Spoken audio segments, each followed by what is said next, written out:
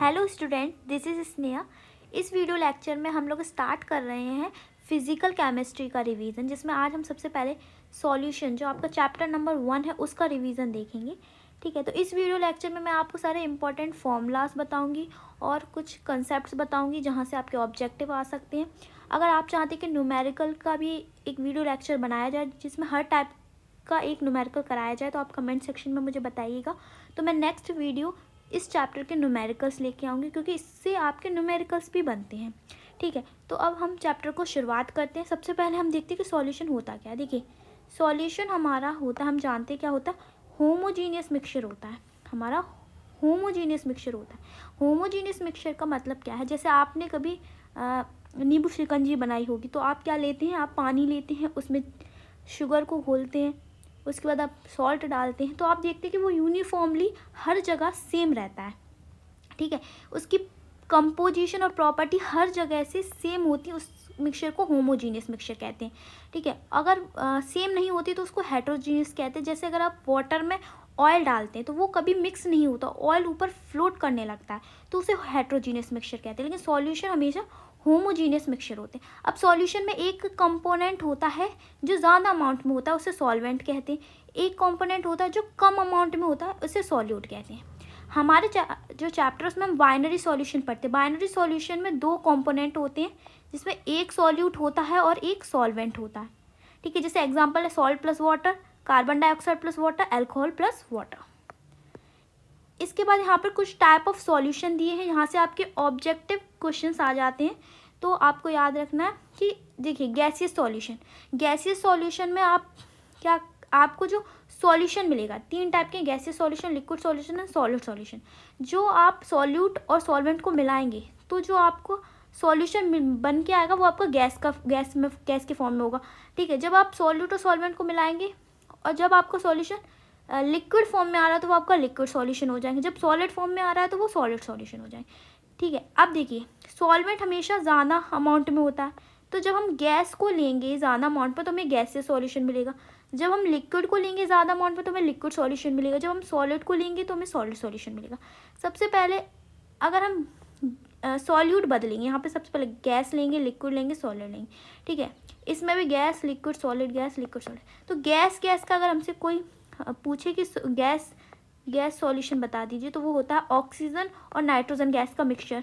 Liquid gas solution, जिसको liquid gas solution में chloroform अगर आप नाइट्रोजन गैस से मिक्स कर देते हो तो ये लिक्विड गैस का सॉल्यूशन होता है। सॉलिड गैस का कैम्फर, जो कपूर होता है, उसको नाइट्रोजन गैस में अगर मिल जाती है तो वो सॉलिड गैस का सॉल्यूशन होता है। इसी तरह आप सारे देख लीजिएगा, यहाँ से आपके ऑब्जेक्टिव्स आ सकते हैं, तो आप इस टेबल को देख लीजिएगा।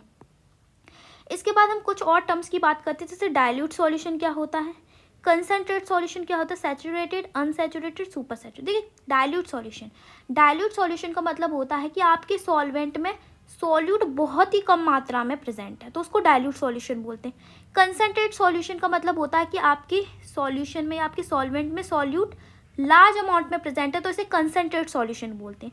सैचुरेटेड सॉल्यूशन का मतलब होता है कि एक सॉल्यूशन है, ठीक है, एक सॉल्यूशन है, इसमें हमने सॉल्यूट को डाला, लेकिन एक ऐसी कंडीशन आएगी कि अब हम और सॉल्यूट डिजोल्व नहीं कर पाएंगे।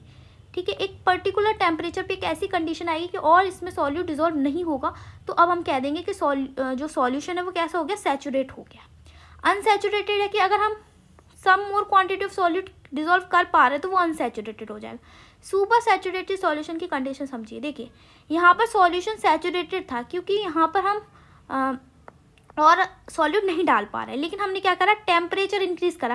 टेम्परेचर इंक्रीज करके हम यहाँ पे एक्सेस सॉल्यूट डिजोल्व कर पाएंगे, लेकिन ये अनस्टेबल होगा क्योंकि जैसे ही ये सॉल्यूशन कूल होगा, ठंडा होगा, तो जो एक्सेस अमाउंट का हमने सॉल्यूट डाला था, ठीक है, टेम्परेचर इंक्रीज करके वो वापस से निकल आ जाएगा, प्रेसिपिटेट हो जाएगा। ठीक है, तो सुपर सैचुरेटेड सॉल्यूशन अनस्टेबल होते हैं। अब हम यहाँ से pढ़ेंगे इंपॉर्टेंट थिंग्स है, कंसनट्रेट ऑफ सॉल्यूशन। देखिए, कंसनट्रेट ऑफ सॉल्यूशन का मतलब होता है कि हमारे पर्टिकुलर अमाउंट ऑफ सॉल्यूशन में कितना सॉल्यूट डिजॉल्व है, कितना सॉल्यूट डिजॉल्व है। यहाँ पर हम 5 कंसनट्रेशन टर्म पढ़ते हैं। जैसे देखिए, हमारा एक सॉल्यूशन है, इसमें सॉल्यूट डिजॉल्व है, तो हम इसको कैसे एक्सप्रेस करेंगे कि हम कितना सॉल्यूट प्रेजेंट है, तो इसको एक्सप्रेस करने के लिए हम यहाँ पे कंसंट्रेशन यूनिट्स देखते हैं। पहली होती है परसेंटेज, दूसरी होती है मोलरिटी, तीसरी मोलरिटी, फिर mole fraction and ppm. Percentage का मतलब क्या होता है कि आपके पास एक सॉल्यूशन है, सॉल्यूशन के 100 पार्ट्स में कितने नंबर ऑफ पार्ट्स आपके सॉल्यूट प्रेजेंट है। ये आपका सॉल्यूशन है जिसके 100 पार्ट्स हैं, इसमें कितना नंबर ऑफ सॉल्यूट प्रेजेंट है, इसको परसेंटेज बोलते हैं। मोलरिटी का मतलब होता है 1 लीटर सॉल्यूशन में आपके कितने नंबर ऑफ मोल्स, यहाँ मोल्स की बात होती है, कितने नंबर ऑफ मोल्स आपकी सॉल्यूट प्रेजेंट है, इसकी यूनिट होती है मोल पर लीटर। मोलरिटी, अब मोलरिटी की बात करते हैं तो आपके 1 kg सॉल्वेंट, यहाँ पर सॉल्वेंट की बात होती है, 1 kg सॉल्वेंट में आपके कितने number of moles of solute present, इसको बोलते हैं मोलरिटी। अब यहाँ पे हम मोल फ्रैक्शन, मोल फ्रैक्शन में आपके रेशियोज होते हैं मोल्स की, यहाँ पे अभी मोल फ्रैक्शन में बताऊंगी तब मैं उसको डिस्कस करूँगी। पीपीएम यानी पार्ट्स पर मिलियन, आपके मिलियन 10⁶ मिलियन पार्ट्स सॉल्यूशन में आपके कितने पार्ट्स सॉल्यूट के प्रेजेंट, इसको बोलते हैं पीपीएम। तो देखिए पहला हम देखेंगे परसेंटेज। परसेंटेज के आपसे 3 फॉर्मूले, यहाँ पर मास को हम W से डिनोट करते हैं, ठीक है, और वॉल्यूम को V से। तो परसेंटेज बाय मास हो सकता है जिसमें मास of solute upon mass of solution into 100, ये आपको फॉर्मूला याद रखना है।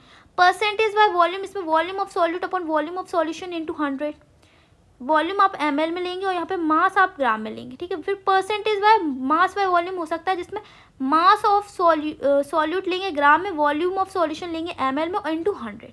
ये 3 फॉर्मूले हैं परसेंटेज के। उसके बाद है मोलरिटी। मोलरिटी देखिए हमने यहाँ पे 2 मान ली, ए को हमने सॉल्वेंट मान लिया, बी को हमने सॉल्यूट मान लिया। तो डब्ल्यू ए का मतलब होगा कि given mass of solvent, W B का given mass of solute, M A का molecular mass of solvent, M B का मॉलिकुलर मास ऑफ सॉल्यूट और n A number of moles of solvent, और यहाँ पे एन बी का number of moles of solute. तो सबसे पहले मोलरिटी का फॉर्मूला याद रखना है, ये होता है W B upon M B into 1 अगर आपकी वॉल्यूम लीटर में दी गई है तो यहाँ पर हम 1000 का मल्टीप्लाई नहीं करेंगे। अगर कहीं वॉल्यूम आपकी ml में दी गई है तो ऊपर 1000 का भी जो है मल्टीप्लिकेशन होगा। यहाँ पर मोलरिटी, यहाँ पे मोलरिटी L, ठीक है। मोलरिटी का फॉर्मूला होता है, मोलरिटी में यहाँ पर अगर आपका जो सॉल्वेंट है वो kg में दिया है तो ऊपर 1 ही रहेगा, लेकिन अगर आपका मास ऑफ सॉल्वेंट ग्राम में दिया है तो ऊपर 100 का वो 1000 का मल्टीप्लिकेशन होगा, ठीक है। अब यहाँ पे आपको एक चीज़ याद रखनी है जो ऑब्जेक्टिव में आ सकती है कि वाटर की अगर हम मोलरिटी की बात करें या मोलरिटी की बात करें वो सेम होती है, 55.56 होती है, पर मोलरिटी के केस में मोल पर केजी एंड मोलरिटी के केस में मोल पर लीटर। इसके बाद जो है डिफरेंस देख लीजिए, मोलरिटी और मोलरिटी में बहुत डिफरेंस होता है। देखिए मोलरिटी में हमने पीछे देखा था हम वॉल्यूम लेते हैं, सॉल्यूशन की वॉल्यूम लेते हैं, लेकिन मोलरिटी में हम सॉल्वेंट का मास लेते हैं। इसकी यूनिट मोल पर लीटर होती है, इसकी यूनिट मोल पर केजी होती है। इसको कैपिटल M से डिनोट करते हैं, इसको स्मॉल m से डिनोट करते हैं। इम्पॉर्टेंट है ये वाला कि जो मोलरिटी होती है वो टेम्परेचर से डिपेंड करती है, टेम्परेचर घटाने बढ़ाने से मोलरिटी चेंज होती है, लेकिन मोलरिटी पर टेम्परेचर का कोई असर नहीं है, ठीक है। तो मोलरिटी टेम्परेचर पर डिपेंडेंट है और मोलरिटी टेम्परेचर से इंडिपेंडेंट है। अब है मोल फ्रैक्शन। देखिए मोल फ्रैक्शन जो होता है बेसिकली रेशियो होता है मोल्स का, इसकी कोई यूनिट नहीं होती, इसको एक्स से डिनोट करते हैं और ये भी टेम्परेचर का इंडिपेंडेंट, ये टेम्परेचर पर डिपेंड नहीं करता है। जैसे अगर हमसे कोई पूछे कि मोल फ्रैक्शन ए का बताइए, तो ये क्या होता है कि मोल्स ऑफ ए, जिसका हमें मोल फ्रैक्शन निकाला उसके मोल ऊपर upon total moles Na plus Nb solution के मोल्स, ठीक है। तो Na यानी मोल्स ऑफ सॉल्वेंट कैसे लिख सकते हैं, given mass upon molecular mass WA upon Ma। ये दोनों ही फॉर्मूले आपको याद करने हैं। यहाँ पे अगर XB का पूछ रहा है तो XB के मोल्स ऊपर आएंगे और नीचे आएंगे टोटल मोल्स। अगर बाइनरी सॉल्यूशन है तो XA plus XB equal to 1 होगा, यानी जो मोल फ्रैक्शन A का होगा प्लस मोल फ्रैक्शन B का होगा वो इक्वल टू 1 होगा, ठीक है। तो अगर आपको दोनों का निकाला तो आप किसी एक का निकाल कर उस 1 से माइनस कर देंगे तो दूसरा आपको ईजिली निकल आएगा। न्यूमेरिकल मैं आपको सेकंड वीडियो लेक्चर में सॉल्व कराऊंगी, ठीक है। सेकंड वीडियो लेक्चर में बहुत सारे न्यूमेरिकल मैं लेके आऊँगी तो मैं उस पर सॉल्व कराऊंगी, ठीक है। अब देखिए आपको कभी कभी न्यूमेरिकल वगैरह में ये लिखा मिल जाता है 30% बाय मास। इसका मतलब क्या होता है, 30% बाय मास मतलब होता है कि 30 ग्राम सॉल्यूट 100 ग्राम सॉल्यूशन में, 30 अगर मास की बात हो रही तो ग्राम और वॉल्यूम की बात हो रही तो 30 ml सॉल्यूट जो है वो 100 ml सॉल्यूशन में। अब है पार्ट्स पर मिलियन, इसका फॉर्मूला ये होता है। देखिए जब हम निग्लिजिबल अमाउंट ऑफ सॉल्यूट की बात करते हैं, बहुत ही कम अमाउंट सॉल्यूट की बात करते हैं, यहाँ पे ppm लेते हैं, पार्ट्स पर मिलियन। यहाँ इसका फॉर्मूला होता है मास of solute upon mass of solution into 10⁶ से मल्टीप्लिकेशन करते हैं। तो यार सारे फॉर्मूले होगा। अब हम सॉलिबिलिटी क्या होती है? सॉलिबिलिटी एक सॉल्वेंट में, ठीक है, एक डेफिनेट टेम्परेचर और प्रेशर पे कितना maximum amount of solute dissolve कर सकती है, उसको उसकी सॉलिबिलिटी कहते हैं। यहाँ पर सबसे पहले पढ़ेंगे हम solubility of solids in liquid, फिर gas in liquids. Solids in liquid में सबसे पहले हम देखते हैं ये किस पे डिपेंड करती है, तो nature of solute and solvent. देखिए अगर सॉल्यूट और सॉल्वेंट एक जैसे दोनों पोलर हैं तो सॉलिबिलिटी अच्छी होगी। एक पोलर है दूसरा नॉन पोलर है तो वो सॉल्युबल ही नहीं होंगे, क्योंकि लाइक डिजॉल्व लाइक हमेशा लाइक को डिजॉल्व करता है। दूसरा टेम्परेचर, अगर आप टेम्परेचर बढ़ा रहे हो तो सॉलिड की सॉल्युबिलिटी लिक्विड में बढ़ती है, ये डायरेक्टली प्रोपोर्शनल होते हैं। दूसरा प्रेशर का इस पर कोई इफेक्ट नहीं पड़ता, क्योंकि सॉलिड्स जो होते हैं वो रिजिड होते हैं, इनकम्प्रेसिबल होते हैं, इस पे प्रेशर को कोई इफेक्ट नहीं पड़ता। फिर गैस एंड लिक्विड में बात करें तो नेचर ऑफ ऐसी गैसेज जो इजीली लिक्विफाई हो जाती हैं, जैसे ये वाली गैसेज हैं, ठीक है, तो इनकी सॉलिबिलिटी अच्छी होगी। ऐसी गैसेज जो लिक्विफाई नहीं होती उनकी सॉलिबिलिटी लो होगी, जैसे ये वाली गैसेज जो इजीली लिक्विफाई नहीं होती इनकी सॉलिबिलिटी कम होगी। दूसरा प्रेशर बहुत इंपॉर्टेंट है। अगर आप प्रेशर बढ़ा रहे हो तो सॉलिबिलिटी गैस की बढ़ेगी, यही हमें हेनरी लॉ बताता है। फिर टेम्परेचर, देखिए टेम्परेचर बढ़ा रहे हो तो सॉलिबिलिटी डिक्रीज होगी, यहाँ पर इन्वर्सली प्रोपोर्शनल होता है रिलेशन। अब है हेनरी लॉ। देखो हेनरी लॉ क्या कहता है कि हमारे पास एक सॉल्वेंट है, सॉल्वेंट हमारा लिक्विड है और सॉल्यूट हमारा गैस है, ठीक है, तो जो गैस का मास है m, ठीक है, गैस का मास है m, अगर हम जितना ज़्यादा प्रेशर बढ़ाएंगे उतना ही ज़्यादा मास गैस का डिजॉल्व होगा, लेकिन यहाँ पर टेम्परेचर को कांस्टेंट रखना पड़ेगा, उतना ही मास ऑफ गैस डिजॉल्व होगा जितना कि प्रेशर इंक्रीज होगा। तो mass is directly proportional to pressure, pm ये कांस्टेंट आएगा, फिर m/p इक्वल टू k, ठीक है, ये मैथमेटिकल रिलेशन है। अगर हमको न्यूमेरिकल सॉल्व करने होते हैं तो हम इसको in term of mole fraction करते हैं, in term of mole fraction. तो in term of mole fraction में हम क्या करेंगे, जो मोल फ्रैक्शन हो जाएगा गैस का वो डायरेक्टली प्रोपोर्शनल हो जाएगा प्रेशर के, तो P is directly proportional to x। Proportionality constant हटेगा तो एक प्रोपोर्शनलिटी साइन हटेगा तो एक कांस्टेंट आता है KH, इसको बोलते हैं हेनरीज कांस्टेंट। ये डिफरेंट गैसेस के लिए इसकी वैल्यू डिफरेंट होती है, ये हमें याद रखना। अब एप्लीकेशन कहाँ पे, एप्लीकेशन यहाँ पे कोल्ड ड्रिंक्स, जो आपकी कोल्ड ड्रिंक्स होती हैं, सोडा वाटर होता है, उसमें इसका एप्लीकेशन लगता है। जैसे जब ये बनती है तो यहाँ पर इस बोतल की जो कैप होता है उसको काफ़ी टाइटली शील किया जाता है हाई प्रेशर पे, जिससे CO2 गैस इजीली अच्छे से जो सॉल्युबल हो जाए, जिससे हमें टेस्ट अच्छा है, ठीक है। फिर स्क्यूबा डाइवर्स, ठीक है, स्क्यूबा डाइवर्स भी यहाँ पर यूज़ होता है। स्क्यूबा डाइवर्स क्या होते हैं कि जो लोग पानी के नीचे जाते हैं, तो देखिए जब हम ऊपर जाएंगे तो प्रेशर कम होगा, लेकिन जब हम नीचे जाएंगे तो प्रेशर जो है बढ़ेगा। यहाँ पर प्रेशर बढ़ जाता है, जिससे नाइट्रोजन गैस जो होती है बॉडी में डिजॉल्व हो जाती है, और नाइट्रोजन जब ऊपर आते हैं तो प्रेशर कम होता है, तो नाइट्रोजन गैस निकलने लगती है ब्लड वेसल से, जिससे हमें एक जो है डिसीज़ हो जाती है जिसको बैंड बोलते हैं, बैंड्स, ठीक है। एट हाई एल्टीट्यूड, ठीक है, एट हाई एल्टीट्यूड अगर हम ऊपर जा रहे हैं यानी पहाड़ों पर जा रहे हैं तो हम जो है ऑक्सीजन सिलेंडर्स लेकर जाते हैं, क्योंकि ऊपर जाने पर प्रेशर जो है वो डिक्रीज हो जाता है, जिससे ऑक्सीजन कम घुलती है और हमें सांस लेने में दिक्कत आती है, और एनोक्सिया जैसी जो है बीमारी हमें होने लगती है, जिससे हमें काफ़ी दर्द होता है हमारे शरीर में। ये आपको डिसीज़ याद रखनी है। फिर अब वेपर प्रेशर, देखिए वेपर प्रेशर क्या होता है। देखिए हमने यहाँ पर एक सॉल्यूशन लिया जिसमें हमने सॉल्यूशन नहीं लिया, यहाँ पे हमने प्योर सॉल्वेंट लिया, प्योर, यहाँ पे कोई सॉल्यूशन नहीं, यहाँ पे सिर्फ प्योर सॉल्वेंट है। प्योर को हम यहाँ P0A से लिखेंगे, ठीक है। तो जब हमने इसका वेपर प्रेशर निकाला, ठीक है, वेपर प्रेशर निकाला तो इसका वेपर प्रेशर यहाँ से इसकी रीडिंग आई। फिर अगर हमने यहाँ पर एक सॉल्यूट डाल दिया, और सॉल्यूट कैसा, नॉन वोलेटाइल है, नॉन वोलेटाइल सॉल्यूट डाल दिया सॉल्वेंट के साथ, तो इसकी रीडिंग निकाली, तो हमें क्या पता चला कि जो प्योर सॉल्वेंट होता है उसका वेपर प्रेशर सॉल्यूशन से ज़्यादा होता है, इससे ज़्यादा होता है। क्यों? क्योंकि यहाँ पर नॉन वोलेटाइल जो है सॉल्यूट होते हैं, जो जिनकी वजह से ओवरऑल सॉल्यूशन का वेपर प्रेशर कम हो जाता है। तो ये आपको याद रखना है। उसके बाद बात करते हैं रॉल्ट लॉ। यहाँ पर रॉल्ट लॉ दो पढ़ेंगे। अगर हम ले रहे हैं नॉन वोलेटाइल सॉल्यूट और वोलेटाइल सॉल्वेंट, तो जो वेपर प्रेशर होता है सॉल्यूशन का वो P0 A इंटू एक्स से हो जाता है, क्योंकि यहाँ पर इसका नॉन वॉलेटाइल एक्स बी का इसका कोई भी वेपर प्रेशर नहीं आता है, इसका वेपर प्रेशर नहीं आता है क्योंकि ये नॉन वॉलेटाइल। अगर हम दोनों ही वॉलेटाइल ले रहे हैं, सॉल्यूट भी वॉलेटाइल ले रहा है, सॉल्वेंट भी वॉलेटाइल ले रहा है, तो जो वेपर प्रेशर आएगा सॉल्यूशन का वो आएगा P0 A into x A plus P0 B into x B. ये आपको दोनों फॉर्मूले याद रखने हैं। फिर इसके बाद बात करते हैं आइडियल सॉल्यूशन की। आइडियल सॉल्यूशन क्या होते हैं? जो रॉल्ट लॉ को ओबे करते हैं, जो रॉल्ट लॉ को फॉलो करते हैं, उन्हें आइडियल सॉल्यूशन कहते हैं। अब यहाँ पे रॉल्ट लॉ वाला होगा जिसमें दोनों सॉल्यूट और सॉल्वेंट दोनों वॉलेटाइल होंगे। यहाँ पर जो delta V mixing equal to 0 होती है, यहाँ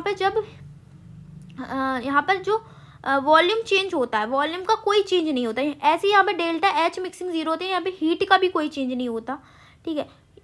वेरी डाइल्यूट सॉल्यूशन जो होते हैं वो नियरली आइडियल होते हैं। यहाँ पर एग्जांपल आपको याद रखना, benzene plus toluene, chlorobenzene plus bromobenzene, N hexane plus N heptane, ये आपके आइडियल सॉल्यूशन है। नॉन आइडियल सॉल्यूशन क्या होते हैं? जो रॉल्ट लॉ को ओबे नहीं करते हैं। यहाँ पर वॉल्यूम चेंज भी होता है और हीट चेंज भी होता है।